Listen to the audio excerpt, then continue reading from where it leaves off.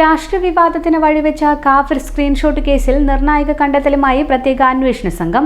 വ്യാജ കാഫിർ സ്ക്രീൻഷോട്ട് ആദ്യമായി പ്രത്യക്ഷപ്പെട്ടത് വടകര സ്ക്വാഡ് എന്ന വാട്സ്ആപ്പ് ഗ്രൂപ്പിലാണെന്ന് കണ്ടെത്തി. ഇതിന്റെ ഭാഗമായി കൂടുതൽ പേരെ അന്വേഷണ സംഘം ചോദ്യം ചെയ്തു. ഗ്രൂപ്പ് അഡ്മിന്മാരുൾപ്പെടെയുള്ളവരെയാണ് അന്വേഷണ സംഘം ചോദ്യം ചെയ്യുന്നത്. 5 പേരാണ് ബുധനാഴ്ച ചോദ്യം ചെയ്യലിനെത്തിയത്.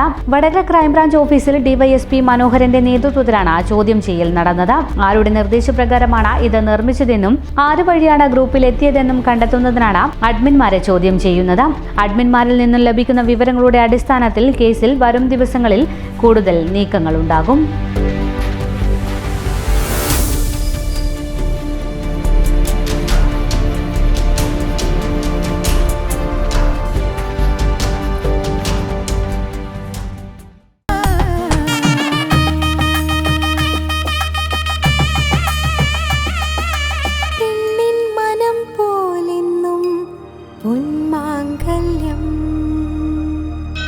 Bobby Chamanur International Jewelers.